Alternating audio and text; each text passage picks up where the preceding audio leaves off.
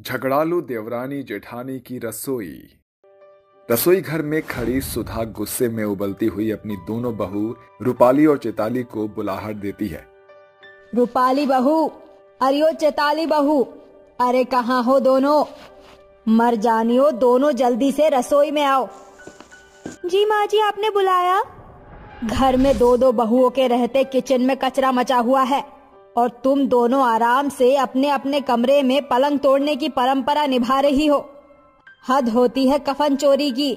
चैताली बहू, चल तू जल्दी से स्लैब पर बिखरा आटा साफ कर दे और बड़ी बहू तू जल्दी से जिंक में पड़े बिखरे हुए बर्तनों का ढेर मांज कर साफ कर दे।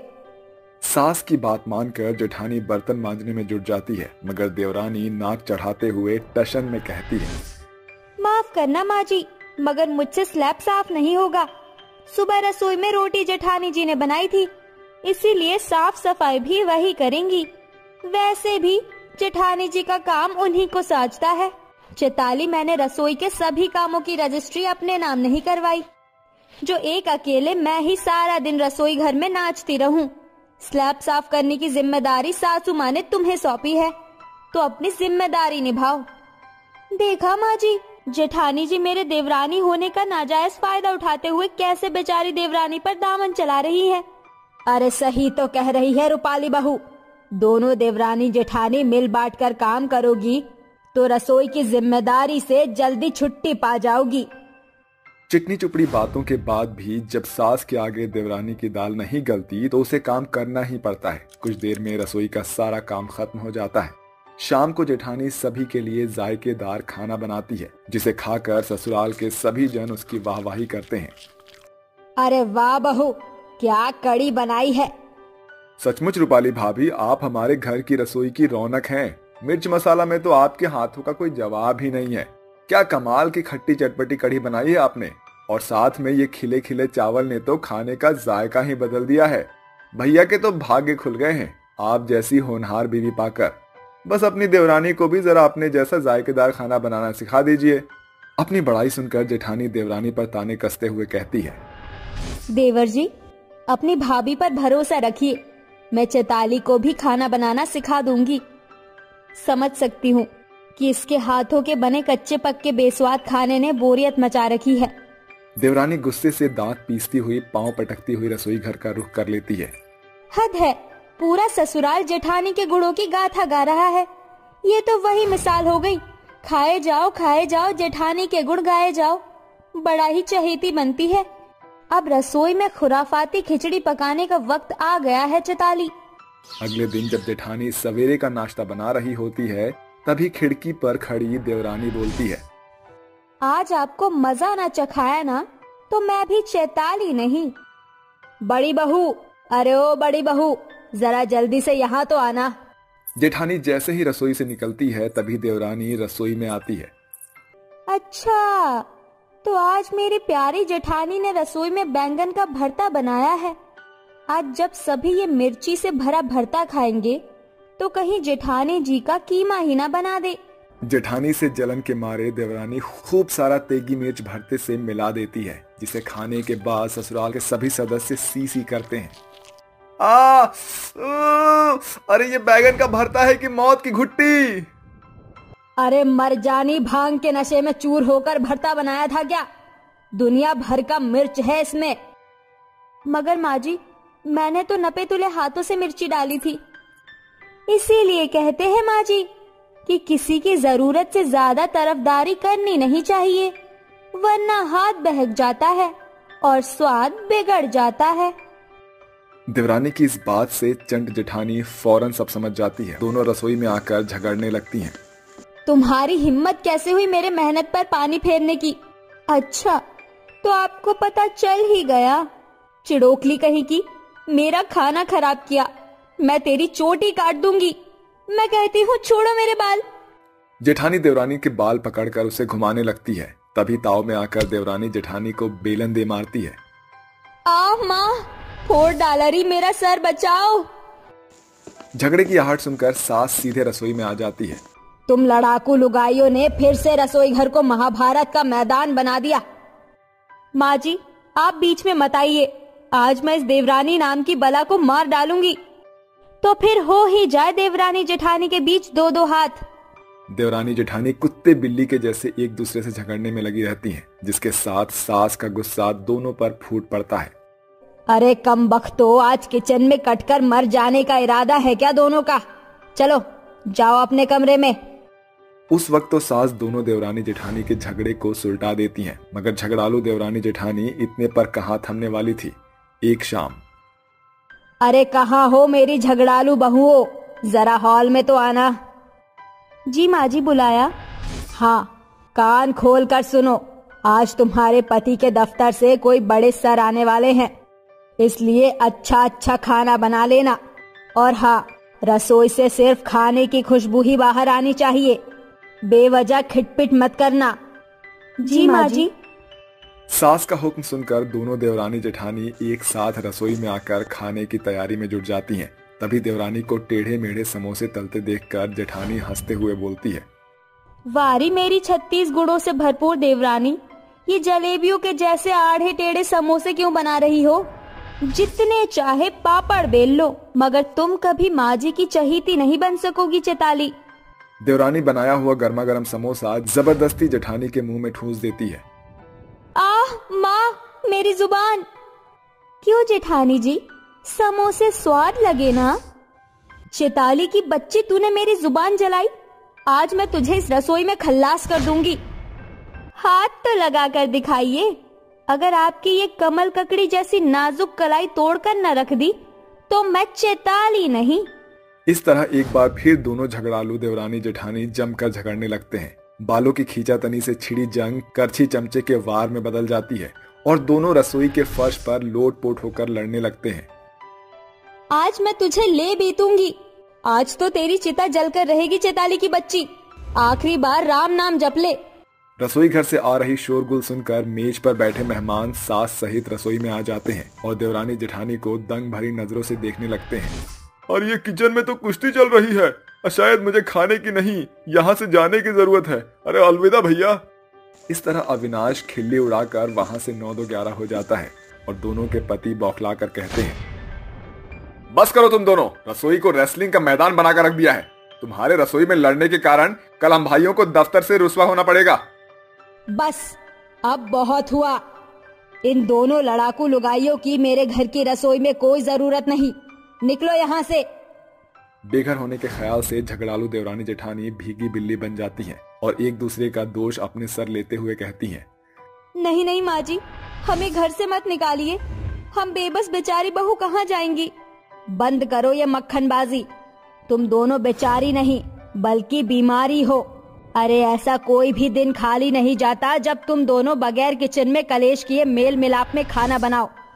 जब से आई हो शांति भंग कर दी है। अब उठाओ अपनी गठरी और पकड़ो मायके की डगरी, बस। सास लड़ाकू बहुओं के लाख मनाने पर भी टस से मस नहीं होती, जिसके बाद दोनों देवरानी जेठानी आखिरी कोशिश में बोलती हैं, माँ जी, मैं वादा करती हूँ अब कभी जेठानी जी के लिए खुराफाती खिचड़ी नहीं बनाऊंगी, बल्कि जेठानी जी से बिना लड़े लगन से खाना बनाना सीखूंगी। और मैं भी वादा करती हूँ कि कभी चेताली को टॉन्ट नहीं मारूंगी, बल्कि छोटी बहन की तरह साथ मिलकर खाना बनाऊंगी। मैं तुम पर भरोसा कैसे कर लूं? क्या भरोसा कि फिर दोबारा तुम दोनों देवरानी जेठानी में नोक झोंक नहीं होगी। माँ जी, इस किचन की कसम, अब तो यकीन कीजिए। ये सुनकर सास और बेटे हंस पड़ते हैं। उस दिन के बाद से देवरानी जेठानी की रसोई से खटपट की आवाज आना खत्म हो जाती है। अब हर दिन उस रसोई से खाने की खुशबू पूरे घर में इठलाती है। जहाँ पूरा शोभेपुर गांव नींद के गहरे समंदर में गोते लगा रहा था, वहीं पाठक जी का खाऊ लाल परिवार सवेरे के 5 बजे खाने की मेज पर बैठे हुए था। वहीं किचन में काम कर रही जेसिका और दिव्या कुड़कुड़ा रही थी। पता नहीं कैसे भुक्कड़ ससुराल वालों से पाला पड़ गया है। दिन भर एक पांव पर नाचते हुए रात ढल जाती है। 12 बजे सो और 5 बजे उठो। कभी कभी तो ऐसा लगता है इन भुक्कड़ ससुराल वालों का भूख मिटाते मिटाते कहीं हम दोनों देवरानी जेठानी ही ना मर मिटे। अरे जेठानी जी, इन पेटू परिवार वालों का बस चले तो ये हमारी रात की नींद पर भी पाबंदी लगा दे। दोनों देवरानी जेठानी एक दूसरे से अपना दुखड़ा बांट ही रही थी, तभी सास शोभा बोलती है, अरे बहू, और कितनी देर लगाएगी, जरा जल्दी जल्दी हाथ चलाओ। आ गया सास का बुलावा। दोनों बहू चाय लेकर बाहर आती हैं, तभी ससुराल के सभी सदस्य फीका मुंह बनाकर बोलते हैं, ये क्या है? चाय है और क्या है। अरे मगर सूखी चाय की चुस्कियों का लुत्फ बगैर पकौड़े पराठे के फीका है, कोई बिस्किट ही ला दो। बिल्कुल भी नहीं ससुर जी, सुबह सुबह भारी भरकम खाना सेहत के लिए भली बात नहीं। वैसे भी आप सब पहले से ही बीमारियों से रिश्तेदारी किए बैठे हैं। आपको शुगर है तो माँ जी को थायराइड, दादी माँ को बदहजमी की शिकायत बनी रहती है और हमारी निकम्मी ननद की तो बात ही निराली है। ओवरलोड खाकर तेंदुए की जैसी हो गई है, मगर मजाल है डाइट पर कंट्रोल करे। ये सुनकर दादी भार्गवी नाक चढ़ाकर कहती हैं, अरे अब क्या तुम देवरानी जेठानी के लिए मेरी पोती का पेट पहाड़ हो गया है। खबरदार जो उसके खाने पर नजर गड़ाई तो जाके नाश्ते की तैयारी करो। खाने में पुदीने की चटनी और आलू के पराठे बनाना है तुमको। और हाँ, 8 बजे इस मेज पर गर्मा गर्म खाना हाजिर होना चाहिए। एक गुणवान बहू का धर्म ही ये होता है कि वह परिवार वालों की थाली में मीठे पकवान परोसे। चलो फुटो अब।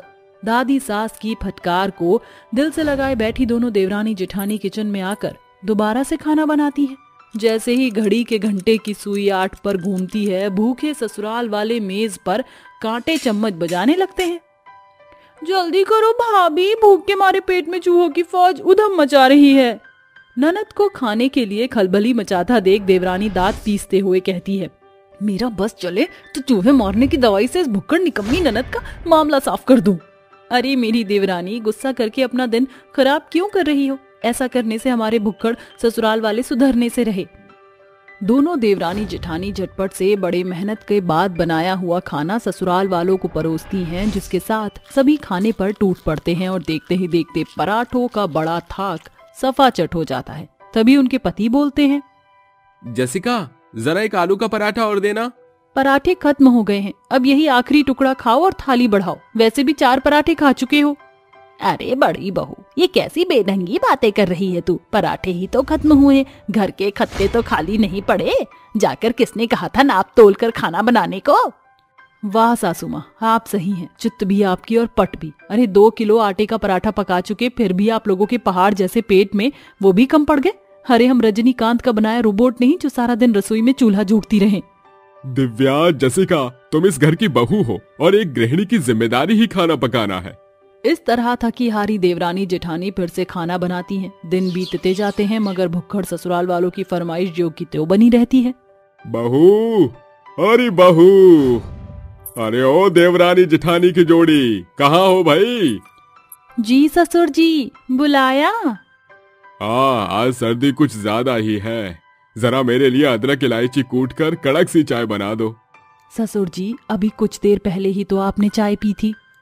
अरे मर जानियो, उस कुछ देर को घंटा भर हो गया। सर्दियों में इंसान को क्षण भूख लगती है। एक जाओ जाकर चाय बनाओ और एक जना गर्मा गर्म समोसे तलो। ससुर के साथ दादी सास की फरमाइश सुनकर जेठानी फुसफुसाती है, गई भैंस पानी में, हो गई 2 घंटों की छुट्टी। अरे क्या बड़बड़ा रही है बड़ी बहू? कुछ नहीं दादी माँ, मैं तो बस ये पूछ रही थी कि चटनी कौन सी बनाऊं, हरी की लाल? अरे मेरे लिए तो हरी चटनी बनाना। और मेरे लिए लाल वाली, खट्टी मीठी लाल वाली चटनी भाभी। बेचारी दिन भर की थकी हारी देवरानी जेठानी की जोड़ी भुक्कड़ ससुराल वालों की फरमाइश पूरी करने में भिड़ जाती है। 2 घंटे बाद, ये लीजिए गर्मा गर्म समोसे। दादी माँ, आप सिर्फ एक समोसा खाएंगी क्योंकि ज्यादा तला भुना खाने से आपको बदहजमी होती है। बदहजमी गई भाड़ में, भार्गवी अपने भूख के साथ कोई सौदा नहीं करेगी। वैसे भी एक ना एक दिन तो खाकर मरना ही है, क्यों सत्तू? हाँ अम्मा, तब तो मैं भी शुगर को साइड में रखकर मस्त होकर लाल वाली मीठी चटनी में समोसे लपेट कर खाऊंगा। सोच कर ही मुंह में पानी भर आया। मैं तो 4 समोसे खाऊंगी। हाँ, इस तरह सास, ससुर, दादी और ननद बिना रुके खाए जा रहे थे। तभी देवरानी तीखे ताने देते हुए कहती है, अरे अब थम भी जाओ, पेट नहीं भर रहा तो क्या मुंह भी नहीं दुख रहा आप सबका?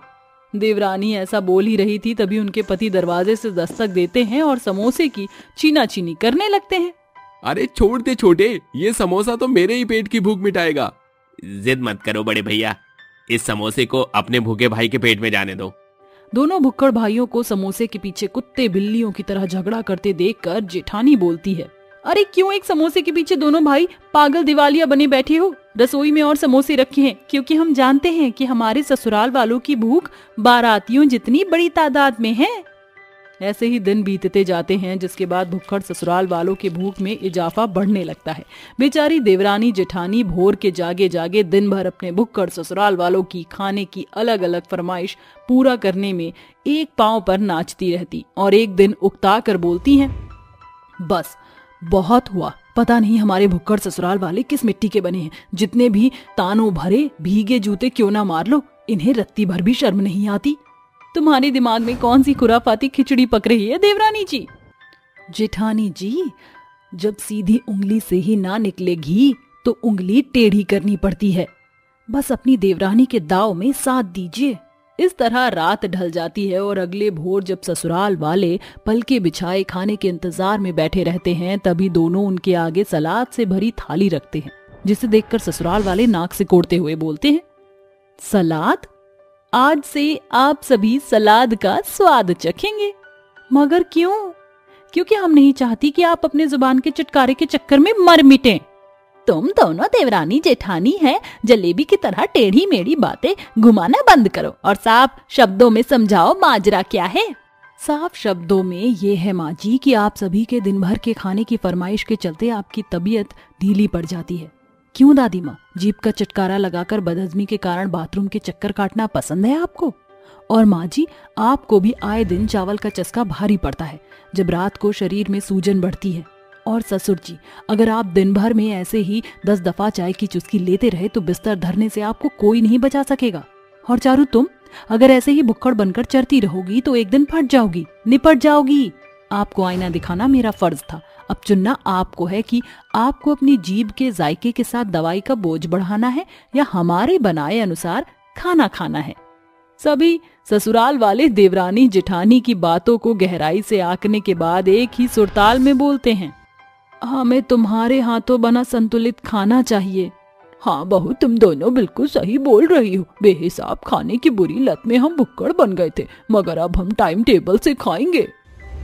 इस तरह चंट देवरानी जेठानी की चाल भुक्कड़ ससुराल वालों पर भारी पड़ जाती है और अब दोनों देवरानी जेठानी को दिन भर अपने ससुराल वालों की जी हुजूरी से निजात मिल जाती है। शर्मिला का पति विराज फैक्ट्री में दुर्घटना के कारण भगवान को प्यारा हो जाता है। ऐसे में शर्मिला को खुद को और अपनी 5 साल की बेटी को संभालना मुश्किल हो जाता है। गरीब तो वो पहले से ही थे, अब घर खर्च चलाने के लिए उसके पास कोई स्रोत नहीं था। एक सुबह उसकी बेटी नताशा कहती है, माँ, मुझे भूख लग रही है, कुछ अच्छा सा बनाकर खिला दो। पापा थे तो मेरे लिए इतनी सारी चीजें लाते थे, अब तो आप कुछ भी नहीं देते हो। बेटा, पापा जो पैसे कमाते थे वो भी घर में सारे खर्च हो गए। घर में कोई पैसे नहीं है ना खाने की चीज है। मुझे भी काम ढूंढकर पैसे लाने होंगे, तब तक थोड़ा इंतजार कर लो, मैं तुम्हें हर चीज खिलाऊंगी। फिलहाल के लिए रोटी और नमक ही खा लो, क्योंकि घर में कोई सब्जी नहीं है। माँ, ऐसे कैसे चलेगा? तो ऐसा कर, स्कूल जाएगी तो स्कूल का खाना खा लियो और उनसे थोड़ा खाना मांग लियो, जब तक मैं काम ढूंढ लेती हूँ। एक बार मुझे काम मिल जाएगा तो तेरी सारी इच्छाएं पूरी करूंगी। ठीक है माँ, मैं समझ गई। नताशा अपनी किताब खोलकर पढ़ने लगती है। इतने में शर्मिला बाहर जाकर काम ढूंढती है, उसे कहीं भी काम नहीं मिलता। वो खाने के लिए भी भटकती है। तभी एक बूढ़ी औरत जो बेहद बुरी हालत में थी, वो भीख मांगते हुए कहती है, अरे बेटा रुक जाओ, कुछ खाने को है तो दे दो, मैंने 4 दिन से कुछ नहीं खाया है। माँ जी, मेरे पास तो खुद कुछ खाने के लिए नहीं है, मैं खुद लाचार हूँ और काम की तलाश में हूँ, पर आप चिंता मत कीजिए, मैं आपके लिए खाना ढूंढ कर लाती हूँ कहीं से। शर्मिला जल्दी से इधर उधर से उनके लिए खाना मांग कर लाती है और जब तक लौटती है तो उन बूढ़ी अम्मा की सांस थम चुकी थी। ये देखकर वो लड़खड़ाकर रोते हुए कहती है, माँ जी उठिए। क्या हुआ माँ जी, उठ जाइए, देखिए मैं आपके लिए खाना लाई हूँ, खा लीजिए। मुझे बहुत बुरा लग रहा है, पता नहीं मैंने आने में क्यों देर कर दी, कहीं मेरी वजह से इनकी जान तो नहीं चली गई। बहन जी, आप अपने दिल को कसूरवार मत ठहराइए। मैं तो इन अम्मा को खाना दे दिया करता था, पर 3 दिन से मैं यहाँ आया नहीं और किसी ने इन्हें खाना नहीं दिया, और जितने में आप आई इनकी जान ही चली गई। आजकल के लोगों में इंसानियत ही नहीं है, किसी की मजबूरी नहीं समझते। वो लड़का उन बूढ़ी अम्मा का अंतिम संस्कार कर देता है। वहीं शर्मिला के दिमाग से उन बूढ़ी अम्मा की छवि नहीं जाती है। वो बस उन्हीं के बारे में सोचती है और किसी भी गरीब इंसान को खाने के लिए भीख मांगते हुए देखती तो उसे बहुत तरस आता। अगले दिन मटके में पानी खत्म हो गया था, जिसे भरने के लिए वो उसी नदी पर जाती है जहाँ वो अक्सर जाया करती थी। तभी काश वो माँ जी वापस आ सकती, लेकिन अब मैं किसी और भूखे गरीब को इस तरीके से मरने नहीं दूंगी। मुझसे जितना हो पाएगा मैं उतना गरीब लोगों को खाना खिलाऊंगी। खाना तो मुझे बहुत अच्छा बनाना आता है, क्यों ना मैं एक सस्ता ढाबा खोलूं जहां लोग सस्ते दर पर खाना खा पाएंगे। पर मैं उस ढाबे को कैसे खोलूं? पैसे नहीं है, उसके लिए मुझे बहुत सारा रसोई का सामान चाहिए जो मेरे पास नहीं है। ना मेरी नौकरी लगी। भगवान मेरी कुछ मदद करो, मुझे नौकरी दिला दो, मेरी बच्ची भी भूखी तड़प रही है। शर्मिला के रोते हुए आंसू उस नदी में गिर जाते हैं। तभी एक फव्वारे के साथ नदी देवी प्रकट होकर कहती है, शर्मिला, अब तुम्हें चिंता करने की कोई जरूरत नहीं है। मैं जानती हूँ उस बूढ़ी अम्मा के चल बसने से तुम बहुत दुखद हो। तुम लोगों को खाना खिलाना चाहती हो, उनकी मदद करना चाहती हो, पर इन सब के लिए तुम्हारे पास कोई आर्थिक सहारा नहीं है। तुम ढाबा खोलना चाहती हो ना? मैं इसमें तुम्हारी सहायता करूंगी, क्योंकि जो नेक दिल होता है और दूसरों के लिए सोचता है, उसके बारे में मैं सोचती हूँ। इस नदी के अंदर तुम्हें खाना बनाने से संबंधित हर तरीके का मसाला, सब्जी, हर चीज प्राप्त होगी। बस तुम्हें नदी के अंदर जाना होगा। बेफिक्र रहो, तुम्हें कुछ भी नहीं होगा। जितनी बार चाहो इस नदी के अंदर आकर सामान ले लेना और ढाबे पर खाना बनाकर बेचना। इससे तुम और तुम्हारी बेटी भी भरपेट खाना खा पाएंगी। नदी देवी, आपका बहुत बहुत शुक्रिया। आपने मेरी सारी परेशानियों का समाधान कर दिया। अब मैं लोगों को भरपेट खाना खिला सकती हूँ। ऐसा कहकर नदी देवी चली जाती है और वो नदी के अंदर चली जाती है, जहाँ उसे रसोई से संबंधित हर तरीके का सामान मौजूद मिलता है। वो एक बास्केट में मसाले, पनीर, सब्जी, दाल, आटा, हर चीज को लेकर अपने घर चली जाती है। किसी से थोड़े पैसे उधार लेकर ढाबे को खड़ा करती है। वहां मेज टेबल रखती है, रसोई का सामान रखती है, जिसके बाद वो नदी के अंदर से लाया हुआ सामान से खाना बनाती है और बोर्ड लगा देती है। अरे आइए आइए, सिर्फ 20 रुपए की वेज थाली, 30 रुपए की पनीर सब्जी, 40 की चिकन करी खाइए। आइए आइए आइए खाइए। अरे वाह, अब हम 20 रुपए में भी खाना खा सकते हैं। इतना सस्ता खाना। अरे चल मनीष, तू भी खाना खाने चल। सुनिए, क्या 30 रुपए में पनीर की सब्जी मिल सकती है? हाँ आइए आइए, बिल्कुल खा सकते हैं। तभी वो दोनों खाना खाकर शर्मिला की बहुत तारीफ करते हैं। उन दोनों को देखकर आते जाते गरीब लोग भी सस्ते बजट में उनसे खाना खाकर संतुष्ट हो जाते थे। मुनाफा कम था, पर शर्मिला को सुकून था कि वो हर गरीब को भरपेट खाना खिला सकती है। अरे नताशा बेटा, तू क्या खाएगी बता? माँ, आप तो जानती हो मुझे चिकन करी बहुत पसंद है। ये ले खा ले। नताशा, अब तुझे जो भी चाहिए मैं तुझे सब लाकर दूंगी। सच्ची माँ? तो आप मुझे नीली आंख वाली गुड़िया लाकर दोगे? हाँ बेटा, पहले हम लोगों को खाना खिलाने जाएंगे। ठीक है माँ। शर्मिला खाना बनाने के लिए फिर से नदी में जाती है और खाना बनाने से जुड़ा सारा सामान लेकर आती है और खाना बनाकर एक डब्बे में भरकर मंदिर के बाहर बैठे या नुक्कड़ के किनारे असहाय गरीब लोगों को खाना खिलाती है। अरे बेटी, जरा मुझे भी खाना दे दो। अरे कल से मैंने कुछ भी नहीं खाया। लीजिए ना बाबा, खाइए। और चाहिए तो आप बताना, आप जितना चाहो उतना खाना खा सकते हो। शुक्रिया बेटा, खाना बहुत लजीज है। अगर तुम नहीं देती तो पता नहीं भूखा तड़पता रहता। बाबा, अगर आपको कभी भी खाना खाना हो तो यहीं पास में मेरा नताशा नाम का ढाबा है, आप जरूर आना। इस तरह माँ बेटी हर सुबह शाम भूखे लोगों को खाना खिलाती है और मेहनत से अपना ढाबा भी चलाती थी। हे भगवान, आज बहुत देर हो गई है, सब्जी मसाले खत्म हो गए, मुझे फिर से नदी में जाना होगा। शर्मिला फिर से नदी में जाकर सामान को इकट्ठा करके अपने घर आती है और खाना बनाकर लोगों को खिलाती है। उसके हाथ का खाना खाकर लोग कहते हैं, अरे आपने तो बहुत अच्छा खाना बनाया है, सच में लाजवाब है।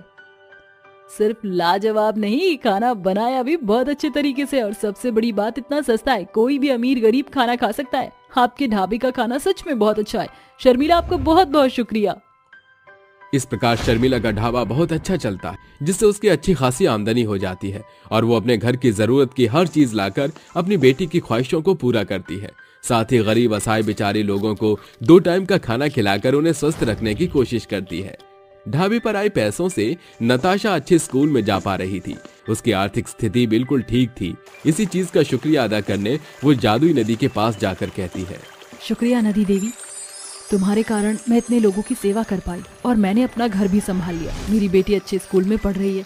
तुम्हारा बहुत बहुत शुक्रिया। क्या मैं हमेशा आगे भी इसी तरीके से लोगों की मदद करती रहूंगी तुम्हारे कारण।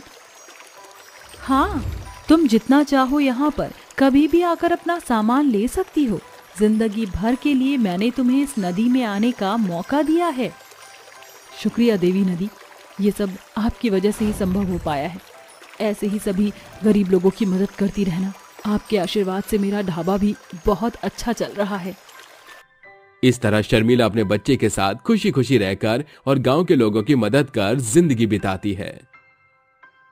अब क्या बताएं भैया, हम अपनी बेटी के लिए लड़का ढूंढ रहे हैं, लेकिन कोई भी लड़का हमारी बेटी को पसंद ही नहीं कर रहा, क्योंकि मेरी बेटी का रंग सांवला है। अरे गजेंद्र भाई, तू चिंता क्यों करता है? एक दिन सब कुछ ठीक हो जाएगा और तेरी बेटी के लिए सबसे ऊंचे और बड़े घर का रिश्ता आएगा। रुपेश गजेंद्र को हौसला देता है, जिसके बाद गजेंद्र अपने घर चला जाता है। घर पहुंचते ही उसकी बेटी उससे कहती है, पिताजी आप कहाँ से आ रहे हो? मैं कितनी देर से आपका इंतजार कर रही थी। चलो बैठ जाओ, खाना खा लो। सलोनी अपने पिता गजेंद्र को खाना परोस देती है, जिसके बाद गजेंद्र खाना खाकर आराम करने लगता है और अपने जिगरी यार कबीर के बारे में सोचने लगता है। आज मेरा यार कबीर मेरे साथ होता तो मेरी बहुत मदद करता। पता नहीं कहाँ है, कैसा है और किस हाल में है। जब से वो गांव से गया है उसका और उसके बेटे का कोई अता पता ही नहीं है।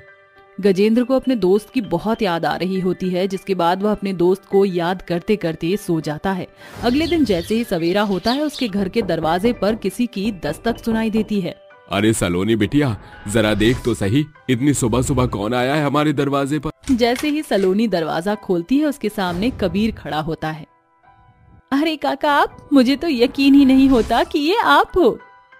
सलोनी भागते हुए अपने पिता के पास जाती है और जोर जोर से चिल्लाती है, पिताजी पिताजी, काका आ गए, जरा देखो पिताजी। गजेंद्र जैसे ही अपने जिगरी यार को देखता है, वह खुशी के मारे फूले नहीं समाते और वह तुरंत कबीर को गले से लगा लेता है और रोते हुए कहता है, अरे कबीर, तुम कहाँ चले गए थे? तुम्हारे बिना जिंदगी मेरी अधूरी अधूरी लगने लगी। मैंने तुम्हें कितना ढूंढा था, लेकिन तुम मुझे कहीं नहीं मिले। मुझे यकीन था कि तुम एक ना एक दिन मेरे पास वापस जरूर आओगे। अब दोस्ती की है तो निभानी तो पड़ेगी ना। वैसे तू बता, बहुत परेशान लग रहा है और कमजोर भी हो गया है। किस बात की टेंशन हो रही है तुझे? क्या बताऊं भैया, अपनी बेटी सलोनी के लिए रिश्ता ढूंढ रहा हूँ। उसकी सांवली रंगत की वजह से कोई भी उससे रिश्ता नहीं करना चाहता। कुल मिलाकर 15 लोग मेरी बेटी सलोनी से शादी करने के लिए मना करके चले गए हैं। वो बेचारी बहुत टूट गई है। अरे ये तो वो बात हो गई, बगल में छोरा शहर में ढिंढोरा। अरे मुझे आज भी अपनी दोस्ती का वादा याद है। मैंने तुझसे वादा किया था कि अगर मुझे बेटा होगा तो मैं उसकी शादी तेरी बेटी से करवाऊंगा। तो तुझे मेरे बेटे से रिश्ता करने में कोई आपत्ति तो नहीं है? गजेंद्र की आंखों में आंसू आ जाते हैं और वह कबीर के गले लगकर कहता है, अरे मेरे भाई, तूने तो मेरी सारी परेशानियों को दूर कर दिया है। मैं इसी दिन का तो मौका देख रहा था कि तू कब वापस आएगा और अपने वादे को पूरा करेगा।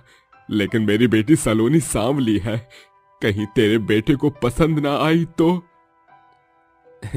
जैसा तेरा दोस्त साफ दिल का है, वैसे ही तेरे दोस्त का बेटा भी साफ दिल का है। उसे हमारी सलोनी बहुत पसंद आएगी। कबीर की बात सुनकर गजेंद्र बहुत खुश होता है, जिसके बाद दोनों दोस्त मिलकर अपने बच्चों की शादी करवा देते हैं। सलोनी शादी करने के बाद अपने ससुराल पहुंच जाती है और गायत्री उसका गृह प्रवेश करती है। अरे आओ आओ बहू, अंदर आओ, इस घर में तुम्हारा स्वागत है। सलोनी कलश पर लात मारकर अंदर आ जाती है, जिसके बाद गायत्री सलोनी से कहती है, बहू, इस घर को मैंने बहुत मेहनत से संभाल कर रखा है। मैं चाहती हूँ कि तुम भी इस घर में अपना उतना ही ध्यान लगाना जितना कि मैंने कभी अपने टाइम पर लगाया था। मुझे निराश मत करना। माँ जी, आप चिंता मत कीजिए, मैं आपकी सभी उम्मीदों पर खरी उतरूंगी। मैं आपको कभी निराश नहीं होने दूंगी। बहू, समय बहुत हो गया है, अब तुम जाओ अपने कमरे में आराम कर लो, क्योंकि कल तुम्हारी पहली रसोई और पहली मुंह दिखाई है। तुम्हें पता है तुम्हारे ससुर जी का 4 गांव में नाम है। तुम्हारी मुंह दिखाई करने के लिए 4 गांव के लोग आएंगे और सभी लोग तुम्हारी मुंह दिखाई पर तुम्हें पैसे, गिफ्ट और गहने भी देंगे। अपनी सास की बात मानकर सलोनी अपने कमरे में चली जाती है, जिसके बाद वह बिस्तर पर आराम करने लगती है। अगले दिन जैसे ही सवेरा होता है, सलोनी तैयार होकर अपनी सास के पास जाती है। जुग जुग जियो बहू, सदा सुहागन रहो, भगवान तुम्हें हमेशा खुश रखे और तुम्हारी गोदी में एक नन्ना मुन्ना लल्ला दे दे। माँ जी, मेरे सर पर आपका आशीर्वाद रहेगा तो मैं हमेशा खुश रहूंगी। अच्छा बहू, जाओ और रसोई में जाकर अपनी पहली रसोई की रस्म पूरी करो और सबके लिए कुछ अच्छा सा मीठे में बना लेना। अपनी सास के कहने पर सलोनी रसोई में जाती है और सभी के लिए बहुत स्वादिष्ट हलवा बनाती है, जिसके बाद सभी लोग हलवा खाते हैं और कहने लगते हैं, अरे वाह, कितना स्वादिष्ट हलवा बनाया है, कसम से बहुत, मुझे तो खाकर मजा ही आ गया। तुम्हारे हाथों में तो जादू है, जादू। हाँ हाँ, जादू क्यों नहीं होगा, आखिर पसंद भी तो आप ही करके लाए हो अपनी बहू को।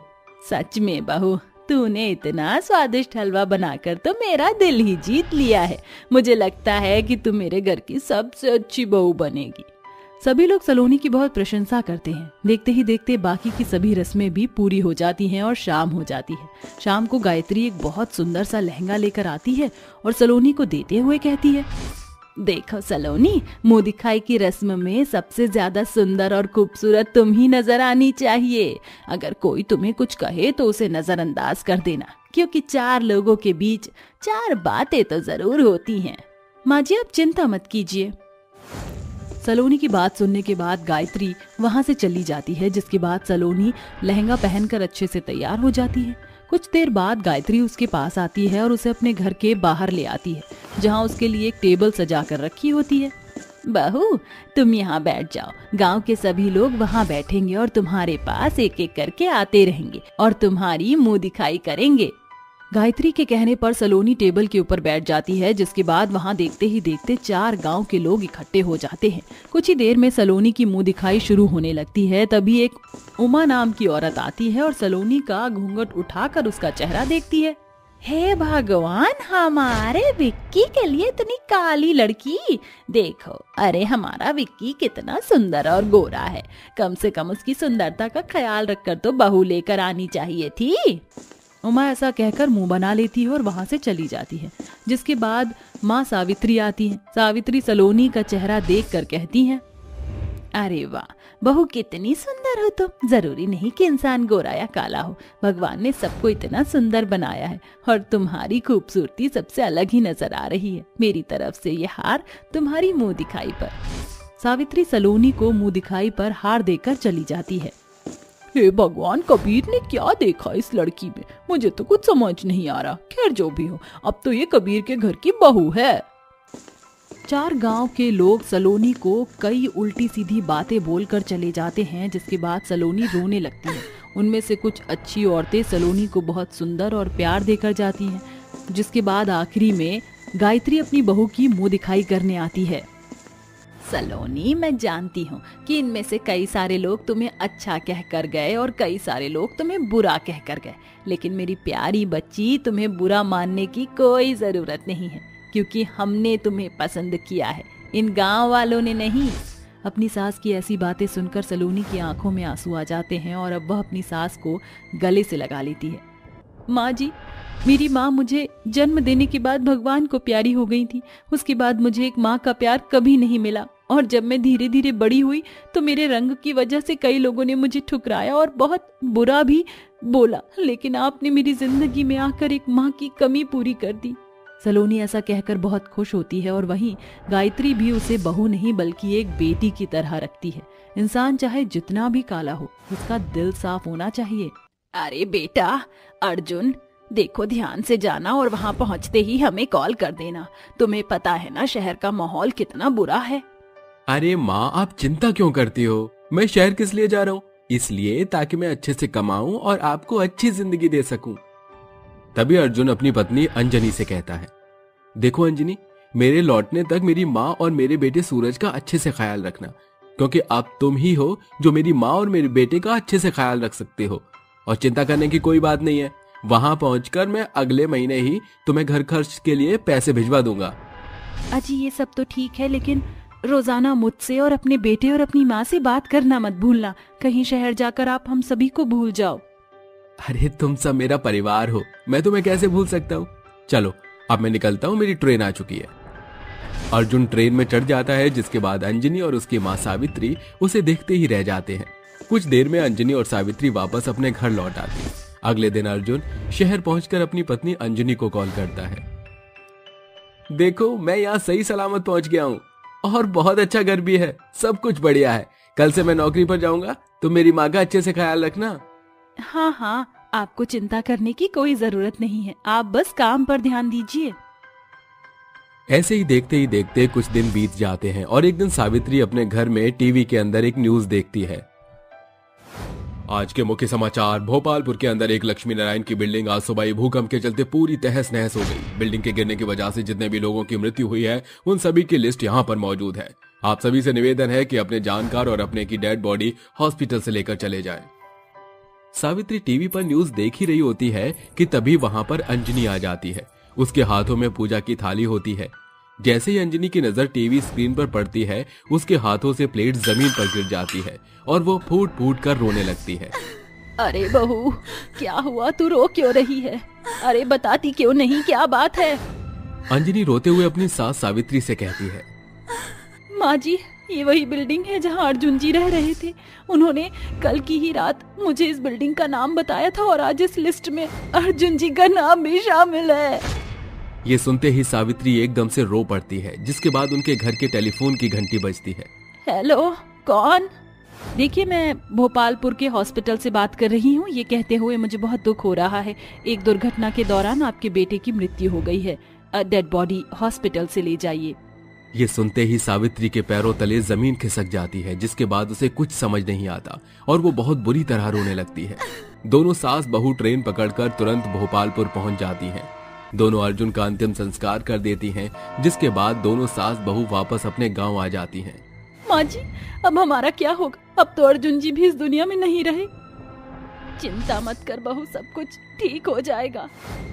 दोनों सास बहू की दुनिया तहस नहस हो जाती है। देखते ही देखते कुछ ही दिनों में उनके पास पैसों की भी परेशानी होने लगती है, जिसके चलते उन्हें अपना मकान बेचकर किराए के मकान में रहना पड़ता है। ऐसे ही एक दिन अंजनी खाना बना रही थी कि तभी उनके घर का मालिक उनके घर पर आता है। तुम इस मकान में पूरे 4 महीने से रह रही हो, लेकिन 4 महीने से तुमने एक बार भी इस मकान का किराया नहीं दिया है। अब मैं तुम लोगों को और बर्दाश्त नहीं कर सकता, अभी कभी इस घर से निकल जाओ।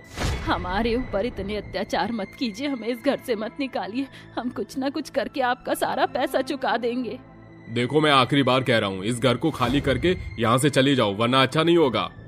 दुर्गेश के कई बार समझाने के बाद भी सावित्री और अंजनी दोनों सास बहू दुर्गेश के आगे रोती रहती हैं, जिसके चलते दुर्गेश अपने साथ लाए हुए गुंडों को इशारा कर देता है। दुर्गेश के गुंडे सावित्री और अंजनी के घर का सारा सामान निकालकर बाहर फेंक देते हैं और उसके बर्तन भी तोड़ देते हैं, जिसके बाद अंजनी और सावित्री दोनों टूटे हुए बर्तन और अपना सामान उठाकर सूरज के साथ एक पेड़ के नीचे जाकर बैठ जाती है।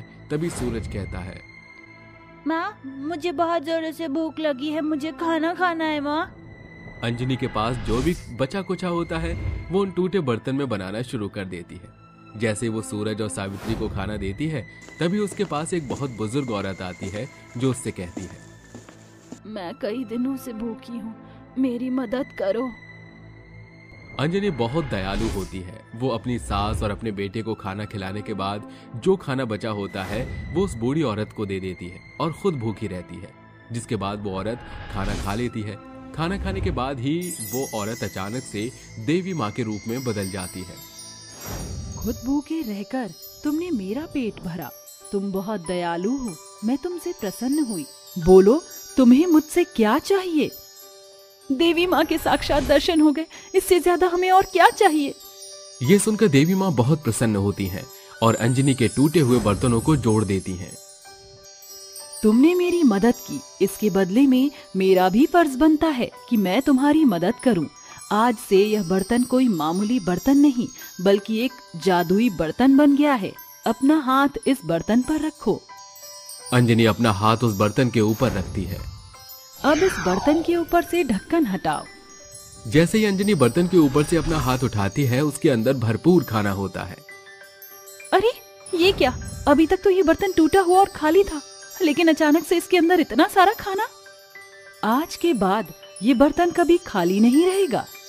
जब तुम इसके ऊपर हाथ रखोगी तो ये बर्तन अपने आप खाली भी हो जाएगा। लेकिन मेरी बात याद रखना, इसके बारे में कभी किसी को मत बताना। ऐसा कहकर देवी माँ वहाँ से गायब हो जाती है, जिसके बाद अंजनी अपनी सास और अपने बेटे सूरज के साथ मिलकर पेट भरकर खाना खाती हैं और वहीं सो जाती हैं। अगले दिन जैसे ही सवेरा होता है, अंजनी अपनी सास सावित्री से कहती है, माँ जी, अब हमारे पास कुछ नहीं बचा तो क्यों ना हम इस जादुई बर्तन के द्वारा एक छोटा सा ढाबा खोल लें। बहू, तुम्हारा उपाय बुरा नहीं है, इसके चलते हम पैसा भी कमा सकते हैं। दोनों सास बहू मिलकर जादुई बर्तन के द्वारा एक छोटा सा ढाबा खोलती हैं और उस ढाबे के अंदर वो अपने जादुई बर्तन को रखती हैं। अंजनी उस जादुई बर्तन के ऊपर हाथ रखती है। देखते ही देखते उसके अंदर अपने आप ही बहुत स्वादिष्ट खाना तैयार हो जाता है, जिसकी खुशबू से उनके ढाबे में लोगों का आना जाना शुरू हो जाता है। जब वो अपने कस्टमर को अपने जादुई बर्तन का खाना खिलाते हैं तो सभी बहुत खुश होते हैं। अरे वाह बहन वाह, इतना स्वादिष्ट खाना कहाँ से बनाना सीखा है? लगता है तुम्हारे हाथों में कोई जादू है, वरना इतना स्वादिष्ट खाना तो इस पूरे गांव में कोई नहीं बनाता। हाँ हाँ, सही कहा, खाना तो बहुत ही स्वादिष्ट बना है। मेरे घर में मेरे बच्चे भूखे हैं और मेरा आज खाना बनाने का बिल्कुल भी मन नहीं है। एक काम करो, मेरे लिए थोड़ा खाना पैक कर दो। ममता के कहने पर अंजनी उसके लिए खाना पैक कर देती है। ऐसे ही अंजनी जब भी जादुई बर्तन के ऊपर हाथ रखती तो उसके अंदर खाना अपने आप तैयार हो जाता, जिसके चलते उनका ढाबा बहुत ज्यादा फेमस हो जाता है और वो अच्छा खासा कमाने लगते हैं। देखते ही देखते उनकी सभी परेशानियां दूर हो जाती हैं और वो अपने लिए एक अच्छा घर भी खरीद लेते हैं और अपने जीवन में खुशी खुशी रहने लगते हैं।